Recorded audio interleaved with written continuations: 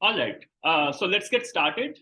Today we told that we'll be discussing how to solve homework 8 or what should be the approach that you should take while solving these kind of problems, that how to design a two-stage op-amp, for example. So this has been our main goal from the beginning of the semester, that we learned some op-amp based circuits, and then we wanted to learn what's inside that op-amp.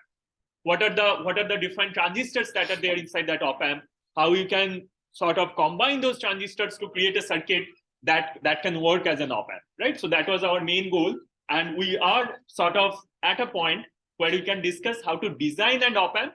And what is meant by designing when you think about CMOS circuits is designing the W over L ratios.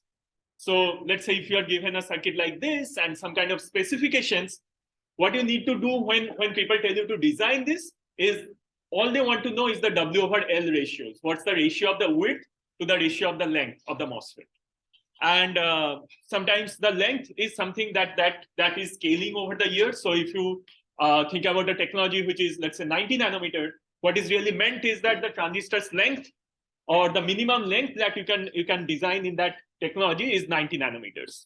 If the technology is, let's say, 7 nanometer, then it means that the minimum length that you can design is 7 nanometer. Although that is not really true for the scale technologies, but let's say if you're in a 180 nanometer technology or 90 nanometer technology or even 45 nanometer technology, you can assume that that's the truth, that the channel length is 90 nanometer, 45 nanometer, or 180 nanometer.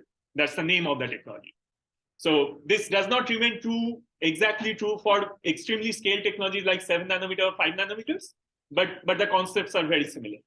So what people want to know is that how to design this circuit so that it can give you a particular gain, particular amount of bandwidth, so that all the transistors remain in saturation, so on and so forth, right?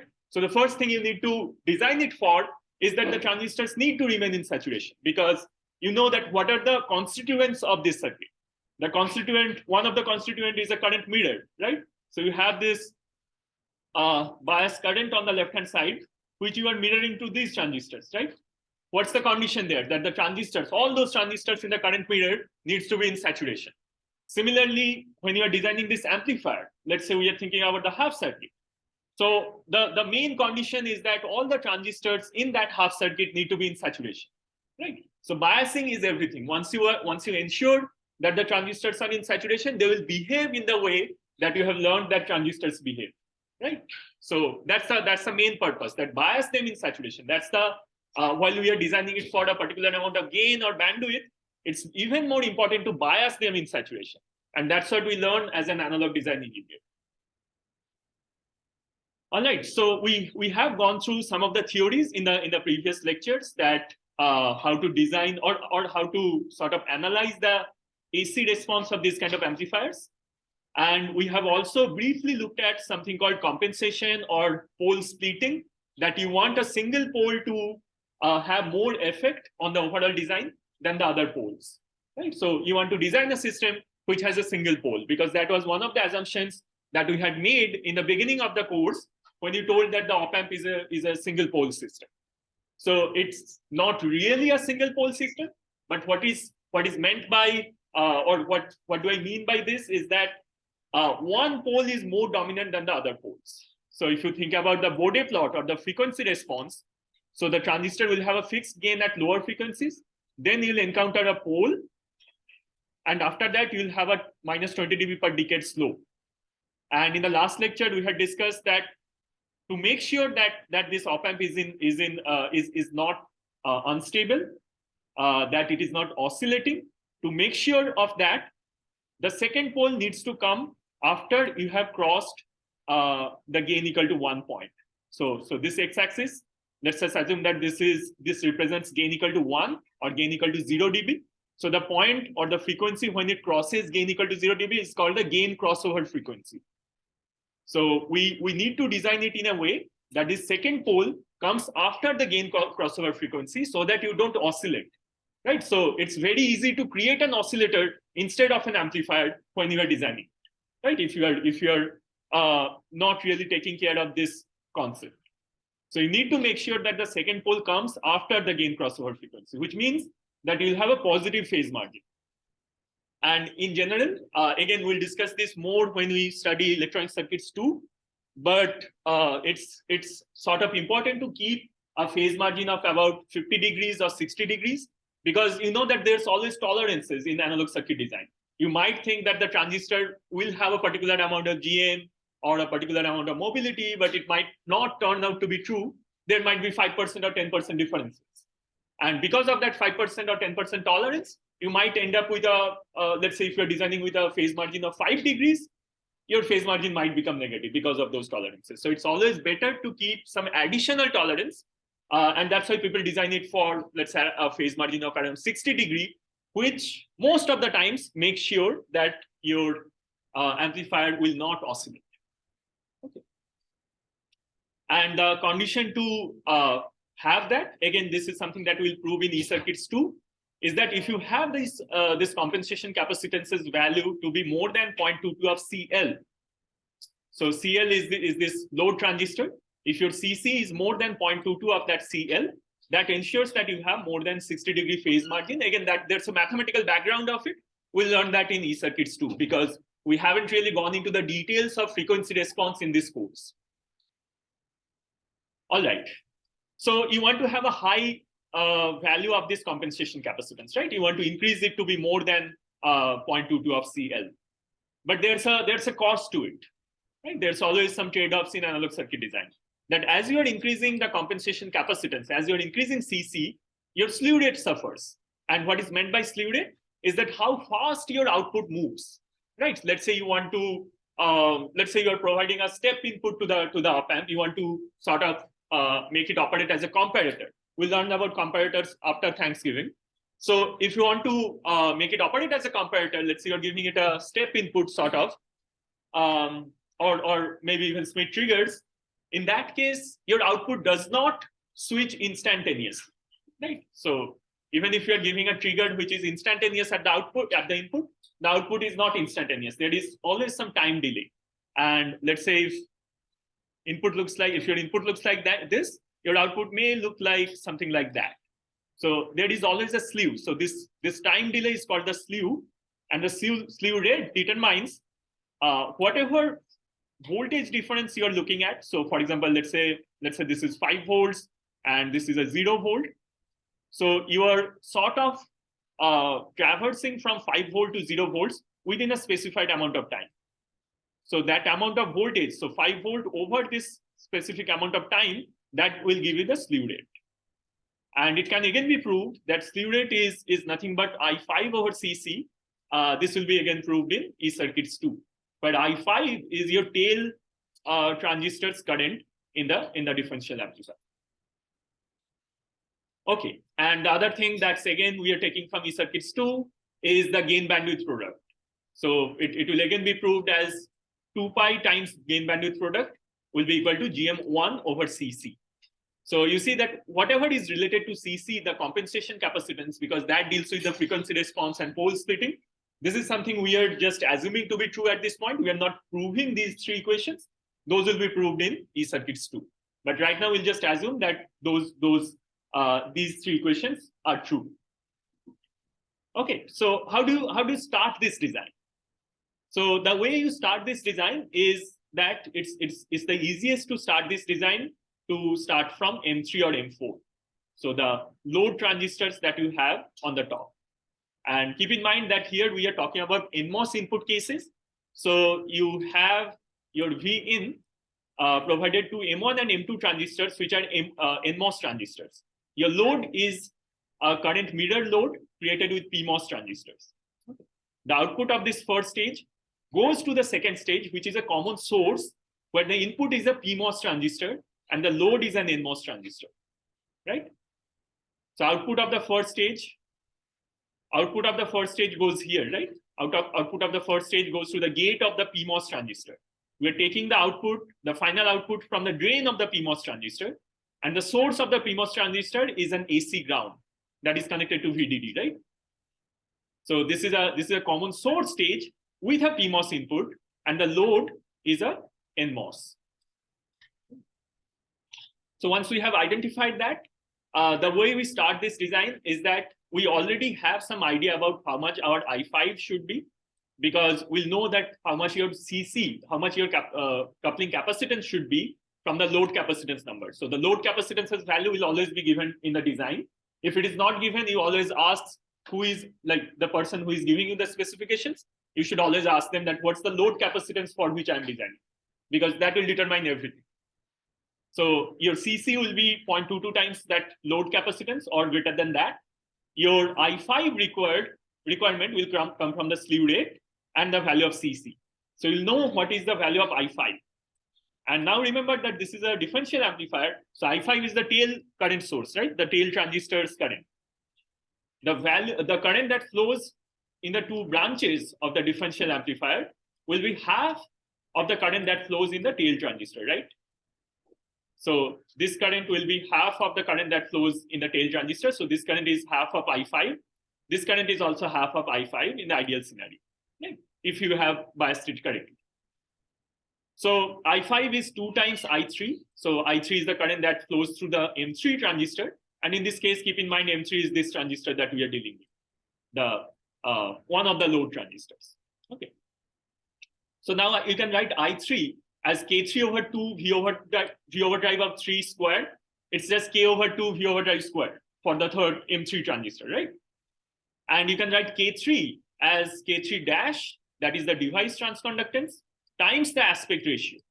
And keep in mind, we want to find out this aspect ratio. That's our job, that's our goal, right? The value of this K3 dash or the device transconductance is given, right? And that will be equal to mu n times COX, or the mobility times the capacitance per unit area for the transistor. Now, what is V overdrive? The V overdrive for M3 transistor, which is PMOS, right? Keep in mind that that is a PMOS. So in our usual definition, V overdrive is VGS minus VT, right? But here we are writing VSG minus VT absolute value. Why is that? Again, because this is a PMOS, right? So if your V overdrive for an NMOS is VGS minus VT, the V overdrive for an PMOS will be the absolute value of VGS minus the absolute value of the VT, right? Because if the VGS is positive for an NMOS, VGS will be negative for a PMOS. If VT is positive for a NMOS, VT will be negative for a PMOS. It's just the opposite. So if your VGS is negative for the PMOS, right, that's why we're having a absolute sign over here.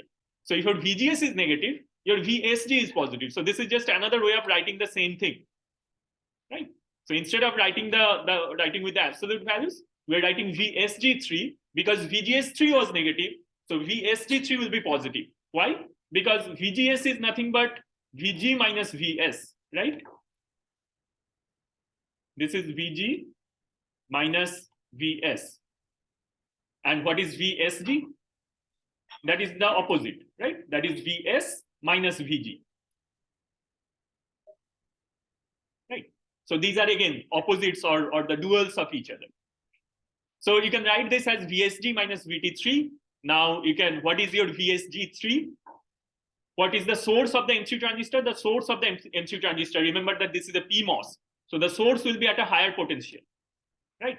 So the source is connected to VDD. So your VS for the M3 transistor is VDD. What is the gate for the M3 transistor? That is this point. And because this is diode connected, that will be the same point as the drain of the M3 transistor or the drain of the M1 transistor. So the gate of M3, the drain of M3, and the drain of M1, all three of them are the same point, right? So we'll use this concept here. So I'm writing VSD3 as VDD minus VG3, right? VDD was VS for M3 transistor, and VG3 is the gate of the M3 transistor, minus of absolute value of VT3. Now, as I have already said, that VG3, that is this point, the gate of the M3 transistor, is same as the drain of the M3 transistor. So VG3 is equal to VD3 because they are connected, which is equal to VD1 because this is again the drain of the M1 transistor. The source of the M1 transistor is this point, the bottom terminal, right? The drain of the M1 transistor is the top terminal. And you always, usually even in CMOS logic, when you will see that after Thanksgiving, you'll see that the drains of the PMOS and the NMOS transistors are usually connected, and that's the point where you take your output. Right? The source of the PMOS transistor is usually connected to VDD. The source of the NMOS transistor is connected to a lower potential, preferably 0. Okay, so VG3 is equal to VD1. Now we can write VD1 as VDS1 plus VS1, because VDS1 is nothing but VD1 minus VS1, and adding VS1 to that will give you VD1. Right? So just simple math. And so you can write what would be the value, minimum value of VG3. The minimum value of VG3 will be the minimum value of this right-hand side quantity, right? What's the minimum value of VDS for the transistor to be in saturation? Remember the curve for ID versus VDS. So if your x-axis is VDS, y-axis is ID, what is the minimum value of VDS where you are at saturation? It's at this point, right? So this VDS, which is sometimes called VD-SAT.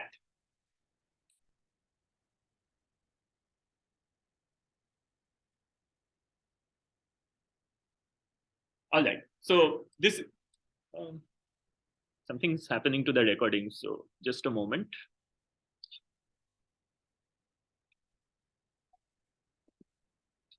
Okay, we're back. All right, so VD-SAT is the minimum value of VDS for which you are still in saturation. So that's the minimum value of VDS that you should be aiming for. That after that, I know that I'll be in saturation, but this is the minimum value that I need to support for which I'll know that I'm in saturation. Yes? Is it recording the audio? It should be. Oh, yeah. So that's because I haven't joined audio from this one. I have joined audio from my laptop, because I don't really know that how the audio will be from here. Right. So last year also I did the same thing. So no worries about that. But there were some hiccups in between, so I just like switched some of the terminals. All right. So now you want to be your VDS to be a minimum value, or you want to be on the right-hand side of it. You want to be higher than this minimum value, right? So your VG3 minimum that you need to have, it will be equal to VD-SAT1 plus VS1.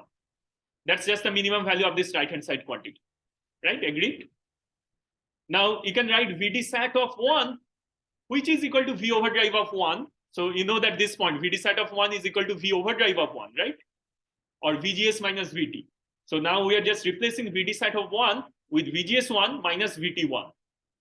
Right? And remember that M1 is a NMOS transistor, so you are using VGS minus VT without the absolute sign or without the modular signs. So you have VGS1 minus VT1 plus VS1, and since VGS1 is equal to VG1 minus VS1, you can cancel out with this plus VS1. So what you are left with is VG1 minus VT1, right? So that is your minimum requirement on VG3. So the gate of the minimum value of M3, or the minimum value of the gate of M3 or drain of M3 can be VG1 minus VT1, so that all transistors are in saturation. Now this needs to be true even when VG1 is your maximum at its maximum point. So what I'm saying is that now consider you're increasing your V in 1. There is a specification on the ICMR, right? The I think one who wants to get to the example will see that there would be a specification on the ICMR, the input common mode range. So how large or how small your input common mode can be. So that's a maximum or minimum value of your input DC voltage that you want to support while keeping all the transistors in saturation. Okay. So let's say you're increasing the DC voltage of this input.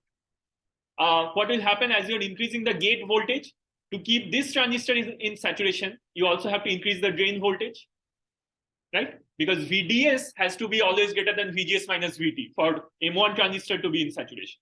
So as you're increasing the gate voltage, you also need to increase the drain voltage. And that drain voltage is same as the drain voltage of M3 or the gate voltage of M3.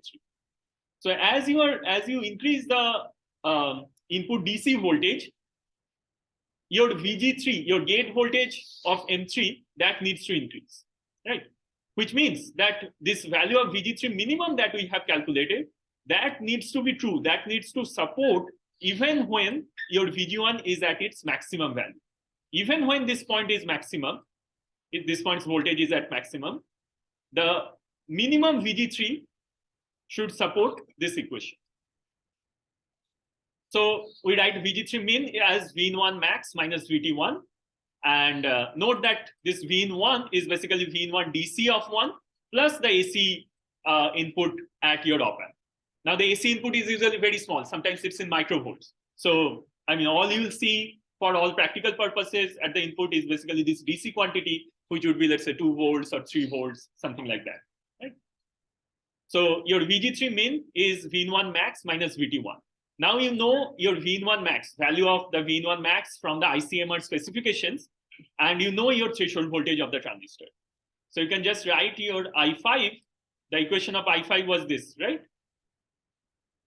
So you can just put in the values of VG3, the minimum value that you need to have for VG3 is as this, and then you can just calculate what would be your W over L of the M3 transistor.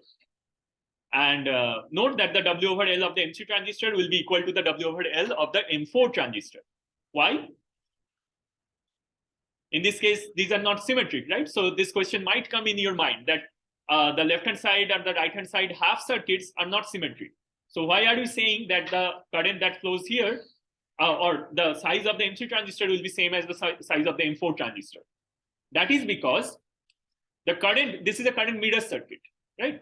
So whatever current that flows here, we want the same current to flow here as well.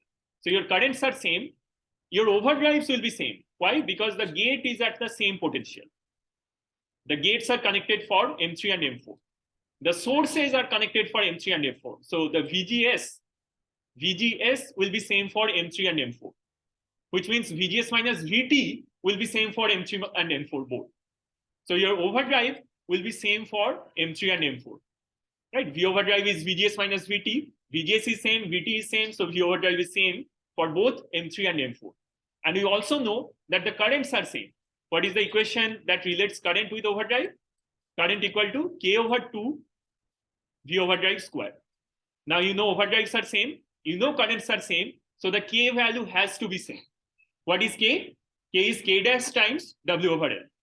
Since K dash will be same for both the PMOSes, the W over L will be same for both the PMOSes. Right? So that's why even if we like, it might not be very intuitive at the beginning, that why are you saying that M3 and M4 for both of them, the same W over L work? The reason is that you have the same currents and the same overdrive voltages. Okay. So this is how you find the W over L. To find out the W over L of M3. Next, we found out the W over L of M1 or M2. And that you will do from the gain bandwidth product equation. And because GBW is GM1 over CC, you know the value of CC, you know the value of GBW, you'll know the value of GM1. And GM1 you can then write as square root of twice K times I. And from that, you can find out the W over L. So we'll see that, we'll explain this while we see the example. Right? Next, what you want to find is the W over L of 5. So we have found out this, we have found out that, we have found out this and this one as well. Next, we want to find out what should be the W over L of the M5 transistor. And for that, again, remember that we want all the transistors to be in saturation. So your M5 transistor also needs to be in saturation. So your VDS 5, the drain to source voltage of the M5 transistor, which is same as VD5. Why? Because the source of the M5 transistor is connected to ground.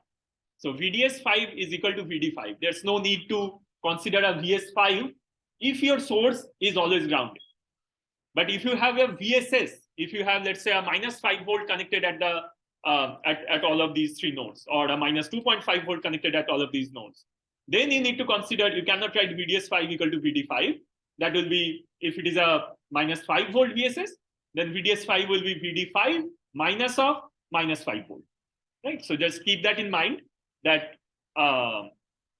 it may not always be true that the sources of all the transistors, all the NMOS transistors are grounded.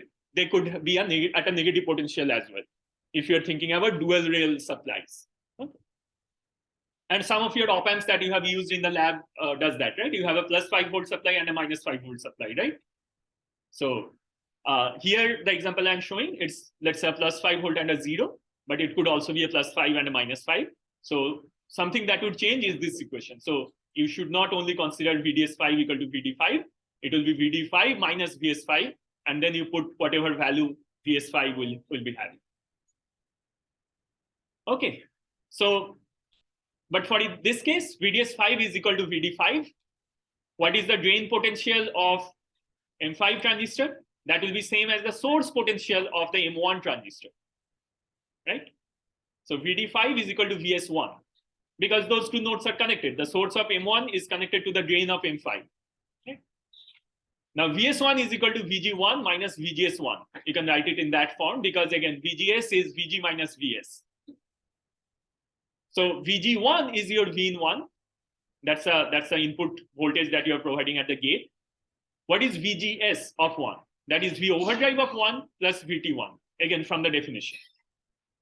So the minimum value of VDS5 will be V in minimum minus, now you know that how to calculate overdrive. So we have done this in multiple homeworks, homework 5, homework 4, or even in homework 6 or 7, we have done this, right? That V overdrive is nothing but square root of twice I over K. So you use that equation and you already know the value of VT. So this will give you the VDS min. Remember that while we were trying to find out the W over L of the M3 transistor, we used ICMR max. So we use the V1 max, right? In this case, we are trying to use the V1 min. So the minimum value of your input common mode range. That's something we'll be using to find out VDS min. Yes, Dean. Right. So this is basically again an equation that we'll learn in E-circuits 2, that gain bandwidth product. So that's the GBW is basically your gain bandwidth product. So that's some frequency, right? 1 megahertz, 5 megahertz, 10 megahertz, something like that. That multiplied by 2 pi will be equal to your GM1 over CC. Now, again, since this is related to the compensation capacitance, we'll not go into details of that. We'll just assume that this equation is correct. We are not proving it in this course. Okay. So 2 pi times GBW will be your GM1 over CC, and from there you'll find your GM1, and from GM1 you can find your W over L of 1. Okay. Now in this case, what we are trying to do is we are trying to find out VDS of 5, and our goal is to find out the W over L of 5. Well, we started with the equation of VDS, and now we're looking at VDS min, because you need to again support a minimum VDS at the M5 transistor so that the M5 transistor is in saturation, right? You need to support a minimum VDS, right? That's the end goal, right? So that this transistor is in saturation. So you need to find out what is VDS min, and VDS min will be V1 min minus of square root of I5 over K1 minus of VT1. So that just comes from the previous equation that we have just written. Okay. So now you know all the values. You know the minimum value of your ICMR. You know I5, you know K1, you know VT1. So you can find out what is your VDS min. Remember that VDS min will be equal to V overdrive of the M5 transistor, right? So VDS min or VDSAT is basically V overdrive, right? So from there, you can find out your W over L of 5. To find out W over L of 6 and 7, so the common source stage that you have here. To find this out, we again use the concept or the formula that your CC, the compensation capacitance, was more than 0.22 of CL, or CL over CC was less than 1 over 0.22. Now this gives a little bit of insight of what we have said earlier, that for the Bode plot of this amplifier, what you really want is that this P2, the second pole, to be at a much larger frequency than your gain bandwidth product. This is your gain bandwidth product. Why is this your gain bandwidth product? Or why gain crossover frequency is your gain bandwidth product? Because this is your bandwidth, right? The first pole, the location of your first pole is your bandwidth. And at this point, your gain is equal to 1. Right? So your gain was something here. Let's say your gain was 100. And then you had a particular amount of bandwidth over here. And this point is basically where your gain is equal to 1. And you are trying to find out what that frequency is, right? So this is, if this is, let's say 100, and let's say this is 1 megahertz, the location of this first pole. And then from this point, you will have a 20 dB per decade slope, right? So every decade, you lose 20 dB, or your gain will become 1/10 of the original gain. So if your gain was 100 here, at 10 megahertz, what would be your gain? You're increasing the frequency by 10 times. Your gain will be reduced by 10 times, right? So at 10 megahertz, your gain will be 10. At 100 megahertz, your gain will be 1. Right? So you see that you multiply your 100 with 1, you see this gain crossover frequency will be equal to your gain multiplied with your bandwidth. So 100 multiplied by 1 megahertz, and here you are multiplying 1 with 100 megahertz. Both are same things. And this happens because you are reducing it at a 20 dB per decade slope. Right? Otherwise, if this would not have been true, your gain bandwidth product would not have been equal to your gain crossover frequency. This only happens because you're reducing your gain by 10 times as you're increasing your frequency by 10 times. And that can only happen if you have a single pole in the system. Right? So your gain crossover frequency will be equal to your gain bandwidth product only because you have a single pole in the analysis right now. If there are two poles, that would not have been true. Okay. So again, this is something you learn in eCircuits too, but basically what we are saying here is gain bandwidth equal to the ratio of GM over a particular amount of capacitance. In this case, it is CC. And then P2, which is the pole away from the gain bandwidth product, is GM6 over CL. So the GM6 of this transistor over CL, that determines the non-dominant pole or the second pole, whereas GM2 over CC, GM2, that is the GM of this transistor over CC, that will determine the dominant pole or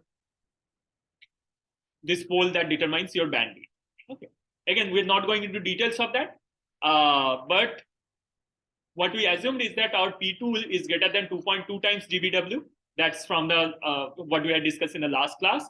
This ensures that your phase margin will be more than 60 degrees, which means GBW over P2 is less than 1 over 2.2. Now you put the values of GBW and P2 over here, you get this ratio of GM2 over GM6, which becomes 1 over 10. So if your GM6 is 10 times of your GM2, you will meet the criteria that your phase margin is more than 60 degrees. Okay. Just go over this calculation. It's not something that is very fancy. It's just some numerical extrapolations. Okay, so you already know the value of your GM2 because you have sized your transistor M2 already. So you can find out what would be your GM6. And if you know what would be your GM6, from there you can find out the W over L of 6, because GM is nothing but K times VOV. You'll know your K or K dash. You have to find out your W over L. Now, what would be V overdrive of 6? That's an interesting question. Again, V overdrive of 6 will be equal to VD sat of 6, right? For the transistor to be just in saturation, right? Again, go back to the same plot that I draw over again and again. You need to be on the right-hand side of this, right? So your VD sat, your V overdrive is your VD sat, and that's the minimum value of your VDS of the M6 transistor. Now, what's the minimum value of VDS that you should have here, right? And what determines it? So there would be a specification of what would be the maximum and minimum value of your V out, right? Remember, your V out is also a sine wave. So at the maximum point of this sine wave, you should still maintain saturation for all the transistor. At the minimum value of this sine wave, you should again maintain saturation for all the transistor. Now, when this V out is maximum, that is when this point's voltage is maximum, you get the minimum VDS for M6, right? So the VDS for M6 is minimum when the value of your output is maximum, correct? So that's why from the V out specifications, you can find out what would be your VDS min for M6, and from there you'll be able to size your M6 transistor. And finally, M7 transistor is probably the easiest one, because by this time you'll know what is the current flowing through this branch, and because you have sized the M6 transistors, you'll know what would be the current requirement that is required to flow in this branch. So if you know this current And if you know this current, you know that because this is a current meter, the ratio of the W over L is just a ratio of the currents. Okay, so that's probably the easiest one for you at this point. So now with that in mind, let's look at the example in the remaining time that we have. Okay, so the example also has the same configuration that you have an NMOS input with PMOS current meter loads, and the output of the first stage, output of the differential stage, goes to a common source. And this common source has a PMOS input and an NMOS load, right? And you're given VDD to be equal to 5 volt, your gain bandwidth product to be 5 megahertz. The gain that is required is more than 50, and we'll see if we can meet that specification. Your CL is 10 picofarad. ICMR, this is something that we'll use heavily to find out the W over L ratio. So input common mode range is 1.5 volt to 4.1 volt. So they require that even if your input is 1.5 volt, you are in saturation. Even if your input is 4.1 volt, you still need to be in saturation. So can you design it with that specification, right? Your Vout range, again, gives you the same thing, 1.5 volt to 3.5 volt. If your output is as small as 1.5 volt or as large as 3.5 volt, again, every transistor needs to be in saturation for all those values, right? Slew rate, 10 volts per microsecond, and power needs to be less than 4 milliwatt. It's given that the K dash of all the PMOS transistors are 50 microampere per volt square.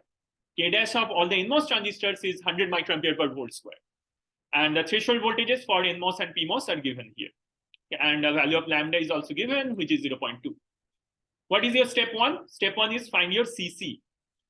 CC needs to be more than 2.2 picofarad because your CL is 10 picofarad, right? So 0.22 times of 10 picofarad is 2.2 picofarad. Let's just choose CC to be 3 picofarads. Step two, you need to find I5. Your slew rate is given. You need to find out I5, and your CC is something that you have designed here, right? You have taken your CC to be 3 picofarad. So 10 volt per microsecond is I5 over 3 picofarad, which gives you an I5 of 30 microampere, which means that the tail current that will flow in this branch is 30 microamperes, right? Which again means that these two half circuits will see 15 microampere each. Step three, you want to find out the W over L of 3 and 4. How to do that? You'll use the concept of ICMR and you'll use the max values, right? So I'm just writing down the equation now because I have already discussed how do you find this equation. So you have this equation of I5 equal to K3 dash times W over L of 3 multiplied with this large number. And from here, the only unknown is W over L of 3, right? So you can always find out what is your W over L of 3, which is almost equal to 1 in this case, equal to W over L of 4. So if you are a little bit confused about how this equation came out to be like it is, just go back to the derivation part of this. Okay. Now, step 4 is to find out the W over L of 1 or W over L of 2.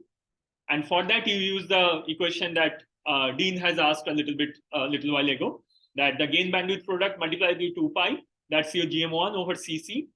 And from here, you find your GM1, and you write your GM1 as K dash times W over L times I5 and square root of that, right? Because GM is square root of twice KID, right? This is again one equation that you have learned while we are solving homework 5 or homework 4, for example. So GM1 will write as K times, twice K times ID and a square root of that. And you just put the values of K, you'll find out what is the value of your W over L of 1.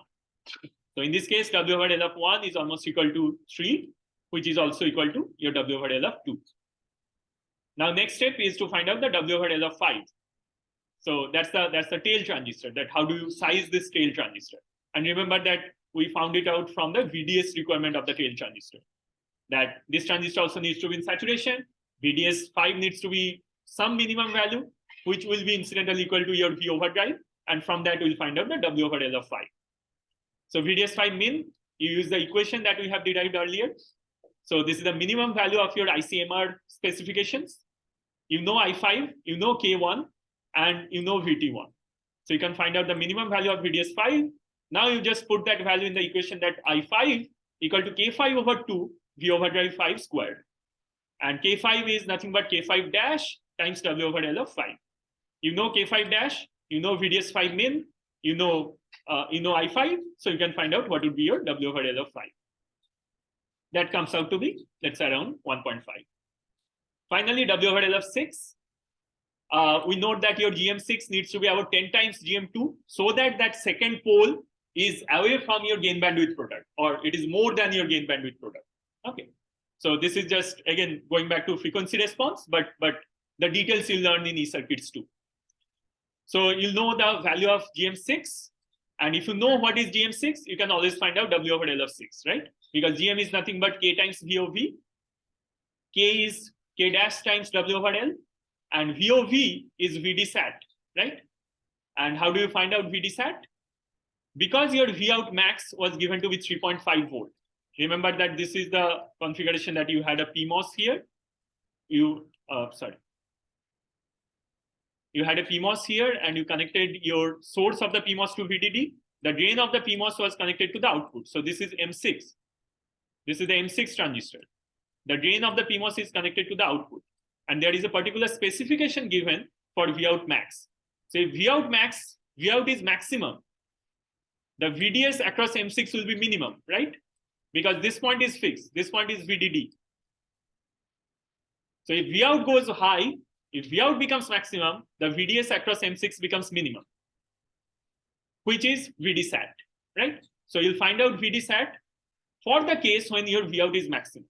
So your VD sat is VDD minus V out max, which gives you 1.5. So you can put that in this equation on top, and you'll find out what will be your W over L of 6.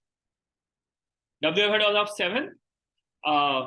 So it's basically the ratio of the currents. So you have to W over L of 7 over W over L of 5 will be equal to I7 over I5 because that's the current meter. So this is probably the easiest part in the entire derivation. So you can just go over the numbers, and W over L of 7 will be the current ratio multiplied with W over L of 5. That is almost equal to 35 in this case. Now, since the lambda values are given, you can also find out what is your RO2, RO4, RO6, and RO7.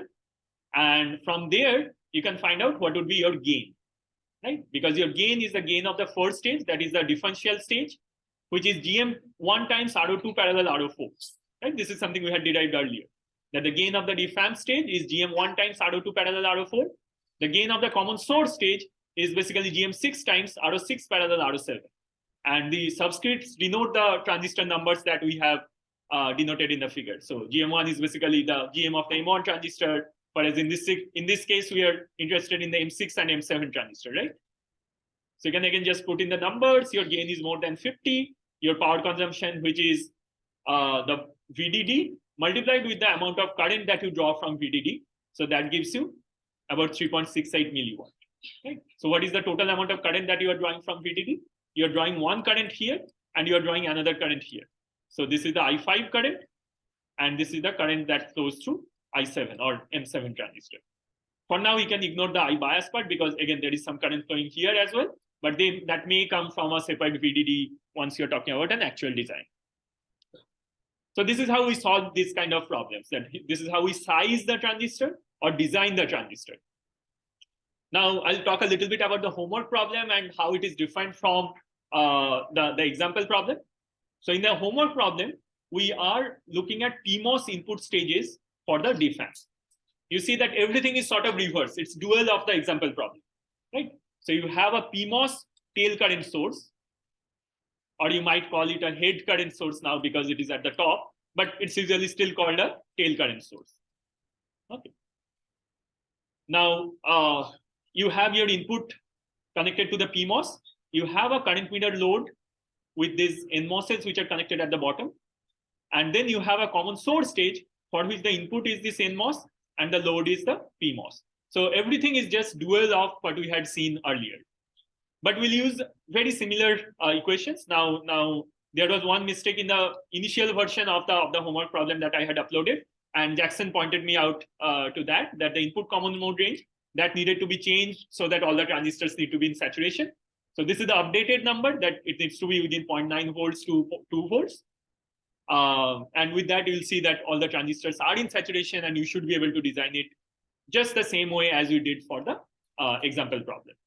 So again, it's the same thing that we'll be doing. So I'm just showing you the example, the solution for it now, but we'll discuss it later as well, like after the exam.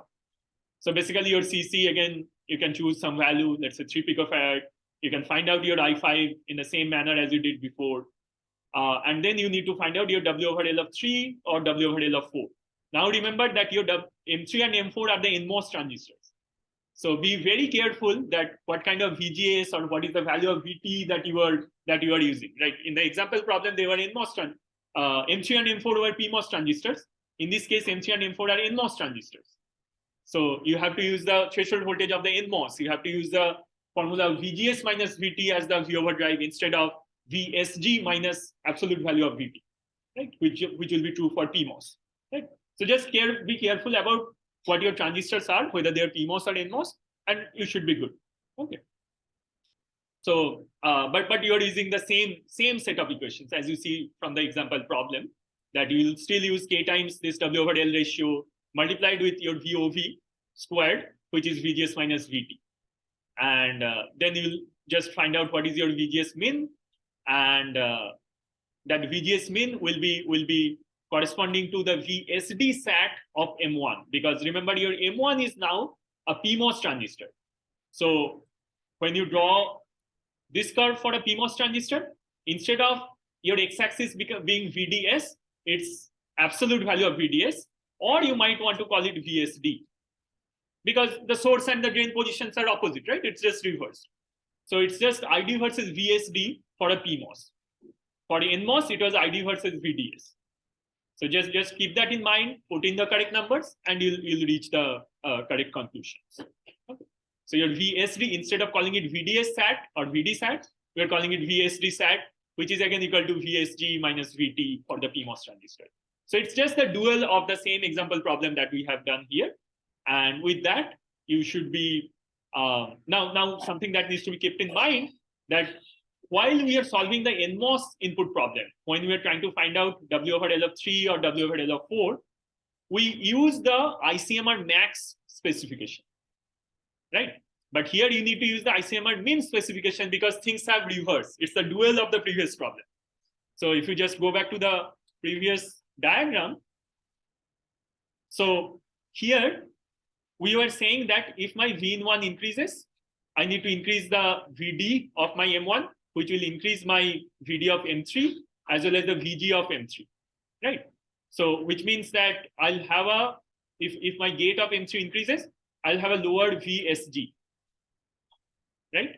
So that's why you were interested in the VSG min, which corresponded to the maximum value of ICMR. Now it will be the opposite. Now let's just take an example that my V in increases in this case. So if my V in increases, this will be my VSG, right? So my this point, the voltage at this point also needs to increase, right? And if this point's voltage increases, then the gate of the NMOS transistors, that voltage also increases, right? So the gate to source voltage of the M3 transistor, that increases, right? Which means that now you'll be talking about, if you're talking about VGS3 max, then we'll be talking about the maximum value of the ICMR value. But in this case, we are interested in the VGS3 min, right? Because you want to sort of map your VGS minus VT to your V overdrive, and V overdrive is the minimum voltage that need to be there at the drain to source. So again, remember that we are always looking at the minimum drain to source voltage or source to drain voltage if it is a PMOS, right? So you always need to look at the minimum value of the drain to source voltage, which means the minimum value of V overdrive, which means the minimum value of VGS or the minimum value of VG.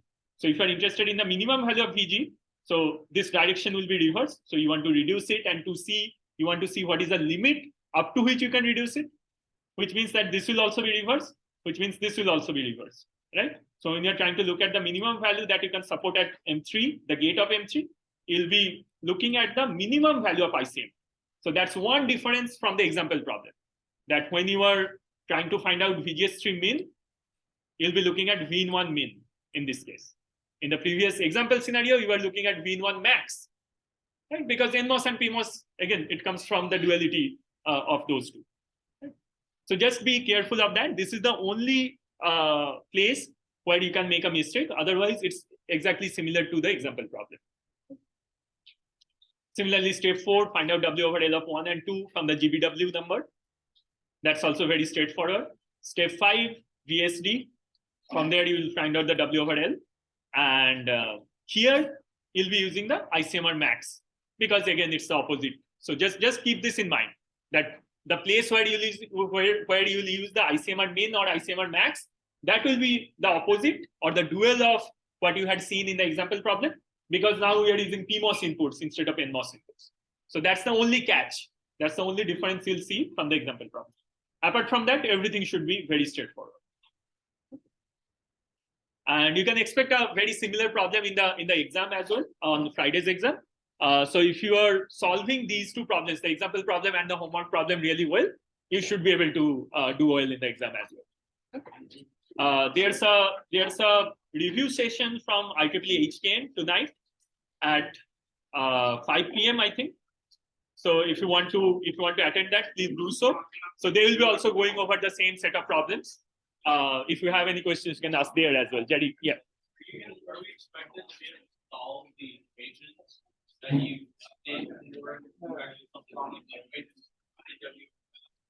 So for example, when the NMOS, when you think about the PMOS input, you sort of have to go back to the equations and how they were solved, right? So you cannot use the same NMOS input equations and use them in the homework problem, right? So you sort of have to go back to the approach, solve the equation, and then use those equations to solve the homework problem, right? But it should be straightforward if you keep those 2-3 things in mind, that you have to take either the absolute values, or you have to change your VDS to VSD or VGS to VSG, things like that.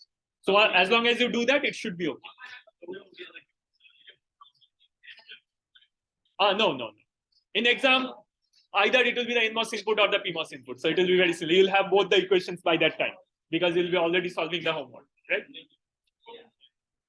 So just to clarify, the part where you're saying we're gonna make a mistake Sure. is like right here. So for the one, instead of using like the VN1 max, I'm gonna use VN1 minimum, but it's gonna be positive because I'm not subtracting it, Right. right? And then I also subtract VT1 and then also subtract VT3. Right. So let me Okay. go back to the equations directly. Yeah. I just want to make sure. And I mean, just give it a shot to the yeah. homework. I'll also post the solution before the exam, so Okay. that let's say someone makes a mistake in their homework, so Right. that same mistake is not reflected in the exam. As well. So Okay. I'll just All post right. the solution That makes sense. so that you're sure. Even if you make a mistake in the homework, you'll not make the same mistake in the exam. Is the review session going to be recorded? The review, they told that it will be recorded. I'll just send them a reminder, because this is organized by HKN. So I'll just like sync up with them whether they're